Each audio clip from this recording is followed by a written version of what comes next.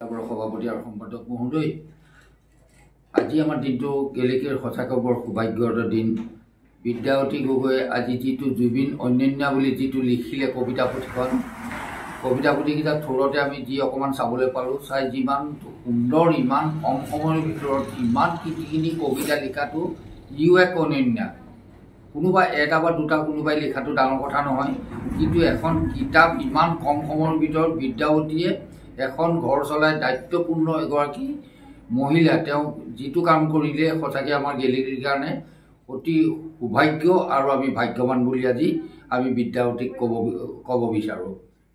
আৰু ইমান সুন্দৰকৈ কবিতাটো যি থোৰতে মই দুই এটা যি কবিতা চালোঁ, ইয়াত তত্ত্বগধুৰ লিখিছে আৰু তাত গোটেই জুবিনৰ তাৰমানে যেনেকৈ আত্মাৰ সদৌ অসম কি গোটেই বিশ্ব কঁপাই যোৱা এজন জুবিনৰ কবিতাকেইটা সঁচাকৈ আমি মানিব লাগিব। আৰু মই আজি বিদ্যাৱতীক এই নিউজ চেনেলৰ ফালৰ পৰাই বহুত আশীৰ্বাদ জনাইছোঁ। তেওঁক যেন সৰস্বতী মাতৃয়ে সৰস্বতী কণ্ঠে গোলাপী লোকে বোলে সৰস্বতী আমি বোল ৱাই যিখিনি পাওঁ দিবা বৰাই। তাইক যেন সৰস্বতী মাতৃয়ে প্ৰভু ভগৱন্তই তেওঁক যেন প্ৰত্যেক খোজতে তেওঁক সহায় কৰক। আমাৰ গেলেকীৰ পৰা যেন এখনি নদী বৈ যাওক, কবিতাৰ তেওঁ নদী বোৱাব পাৰে, আমি তাৰ প্ৰতি বহুত আশা কৰিছোঁ। আৰু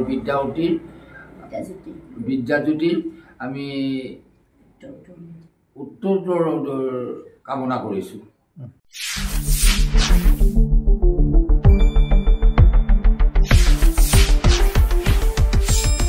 শুদ্ধ আৰু বিস্তৃত বাতৰিৰ বাবে চাই থাকক নিউজ ডেস্ক ৰিপৰ্ট।